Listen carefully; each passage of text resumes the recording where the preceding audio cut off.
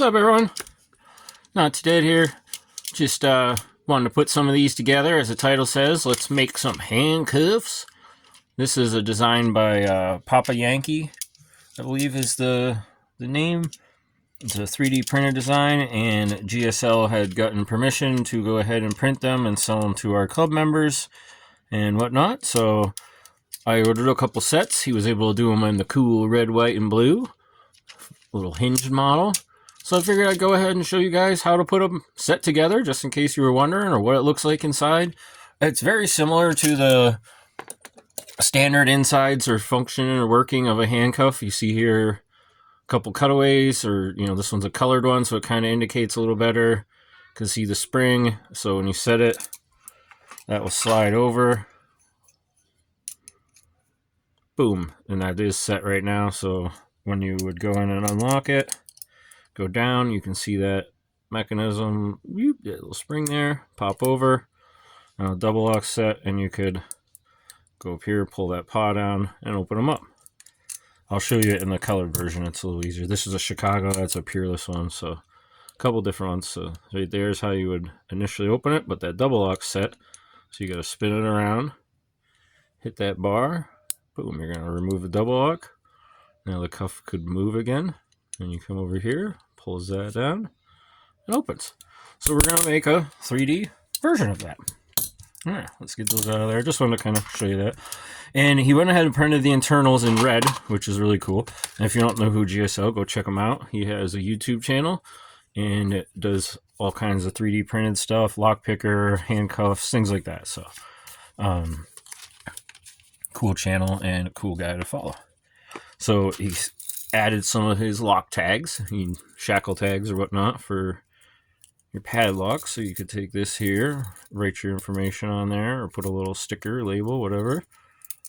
And then you'd come over here to your handy dandy padlock, pop it open. Oh shoot, actually, you know what? This will actually probably still work like this. And I bet that'll still lock. Maybe. Nope. Oh, I picked the wrong lock to use as an example. Hold on. It works on regular locks, not a crazy one like this. I need one with a key here. I think that's the right key for this. There we go. Boom. And you slip your shackle tag on there. Close that up. Flip your tag down. And then there you go. So you could write like what belt rank it is, whatever. It's a cool little feature as well. When you unlocked it, whatever you want to put on there, if it's your achievement, I would, write like, when you opened it maybe on there, something like that, what belt level it was. If you want to write who gave you a lock, gifted it, something like that. It's a cool idea to add shackle tags. It's probably a really cheap, inexpensive item, I'm sure. So I'll put that in the back there. All right, so now let's get to the video. We got our internals here, our parts. So we'll set this off in the background, kind of sitting there so we can see what's going on. What our example is going to be, our end goal. I ordered a kit of bolts off Amazon. It was, I think, 21 bucks or so for this big old box. And the ones we want for this are the M3 by 12. That is the desired size. So, just our coordinated bin is 1, 2, 3, 4 over. 1, 2, 3, 4 over. So we'll get a couple screws out. We're going to need 1, 2, 3, 4, 5, and 6 screws, and then we're going to need 6 nuts as well. So we'll get 6 of those. 1, 2, 3, 4, 5, 6. You don't need washers or anything like that. And this kit comes with actually the 2 different style screw heads. I went with the rounded ones, and I'll show you actually just an example of it right here. I went with the rounded ones because I thought that would make like less snag and whatnot. So just a neater finish overall. So, all right, now we'll get these opened up here. And then I'll show you something inside too I noticed when doing this. That's cool. He said he sent red, white, and blue keys for me even. I was like, too cool. And a couple extra keys. But the red, white, and blue ones to go with that cuff I thought was cool. And then, all right, so inside of here, let's move these hardware over here. This hardware over here. And you need a 2mm Allen wrench. Hex wrench, whatever you want to call it. And there's letters inside here. So this is the B set. And then you see the groove, the cutout there for your components. We'll see how the keyhole, we'll see how all that goes together here shortly. So we'll set one side out, and then this side's the A set. So that helps you pair them up and everything as well. And then what you want to do with anything 3D printed, just kind of look through first. If you see any little threads, burrs, any little stuff left over, just kind of, a lot of times your fingers will pull the threads out, or just use the corner of the Allen wrench if you got to clean up a hole or anything, scrape something. I found you can just kind of go around the edge. So I always like to make sure everything's good and finished first, and helps assembly just seem to go a little nicer. Little threads there. This one's really good. This is good quality here. It's not, some of the stuff is trickier to print is my understanding, but yeah, these all look fine, so we're good there. And then we'll pick out what we want to do for our hinges, and we need a pin for the hinge as well, so you need 2 pins. That's where there's 2 of those left here. 1, 2. And there are 2 pins. And then we need, move this stuff out of the way. I need to pick what color hinges. I could do the red. I think I'm going to do the red, so a version of red, white, and blue again. And I'll save the black ones for something else, or mix it up down the road. Got a couple other ones there, so we can do different color combos. I could like mix and match these and do all kinds of cool stuff. All right, so we got the red ones here. We'll do double red, white, and blue again. All right, so this will swing through there. Boom, boom, boom, boom, boom, boom. All right, now I need to remember how to do this. Let me get up on here on camera. That would help too. The whole point of this, so you guys will see what the heck's going on. So this swings through here.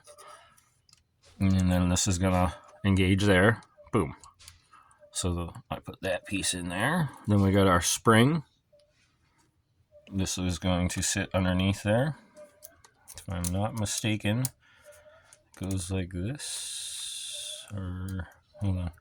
Actually, let me put our locking bar there, slide bar. Let's put that in first. So that's going to go like this, I think.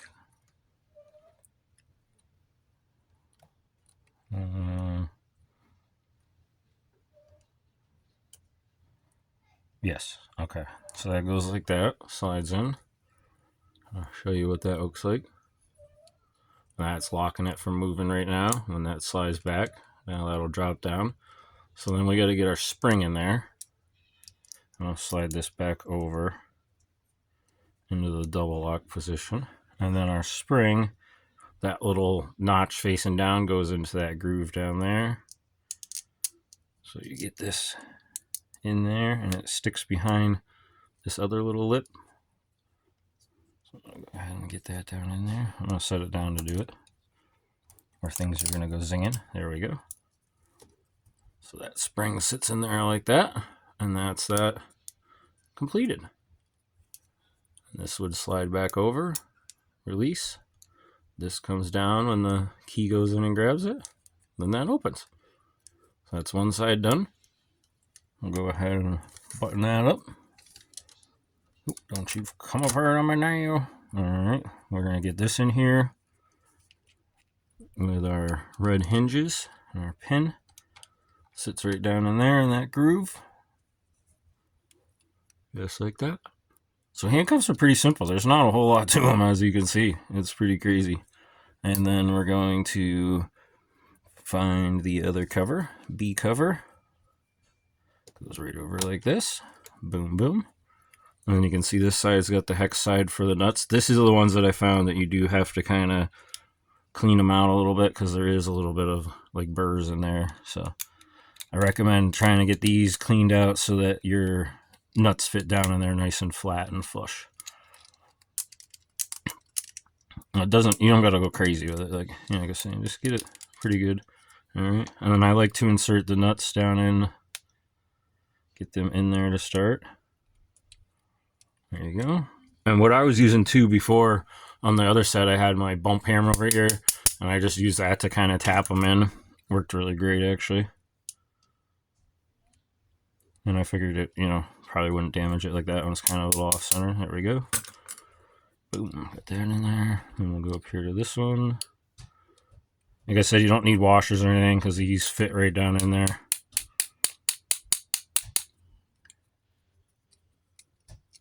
There we go. Set that down. I'll give that one a little more of a tap. It's not quite in as much as I would like it. There we go. Alright. Then we'll spin this over and thread our screws in. I'm going to go ahead and pause it for a second and screw these in and tighten it up. Alright, so here we are. We're finishing tightening them up. This top one here, you don't want to snug this super tight or that arm isn't going to be able to spin the way you want. So you really just kind of barely tighten that one down. These bottom ones you can snug up pretty good, but again, don't go crazy. It is just 3D printed filament and plastic more or less. So there we go. Tighten that up, tighten that up. All right, give it a little test. Yeah, see, you can tell that's kind of tight. So we'll go ahead and loosen this just a smidge. See how that is. It's still a little tight, but you give it a little work into and it'll loosen up as you're using them. Okay. I'm just going to loosen it a smidgen more. That should be pretty good. Alright, yeah, there we go. I like that. It'll, like I said, it'll kind of loosen up as you use them too. But just keep an eye on it regularly. Make sure those aren't loosening up or anything. So that's one half done. Let's go ahead and put this half together. Boom, we're gonna slap that in here like that. Bam. Bam. Slap that down in there like that. Come on, get in there. There we go. That's on. Throw the cover on. There's our inside. Throw our cover on. Oh, no, we're not. We're not going to throw our cover on. We're forgetting an important step. We need the other half of the handcuff. Wouldn't be any good without half of it. All right, now let's slip this over. Come on. There we go. That's on. Oh, I forgot to put the darn rootin' tootin' nuts in there. All right, let's get those down in there. Actually, I gotta clean this side up a little bit too. There we go. Let's scrape that out a little. There we go. I found that's a pretty standard thing you got to do with 3D printed stuff is just check the little fine areas for any bit of little filament and stuff like that.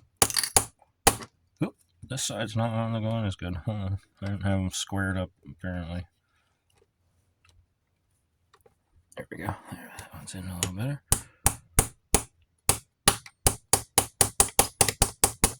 There we go. That one's a good start there. It'll flatten itself down as it tightens.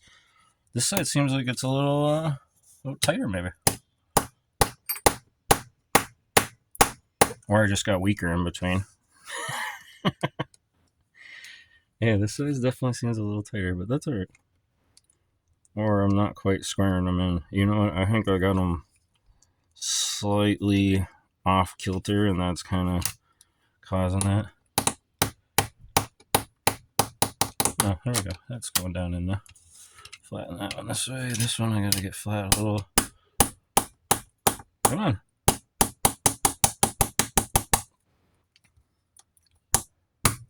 There we go. Just have to hit it with a little authority. Bam. There we go. Zip that in. Zip that one down in. Zip this one in.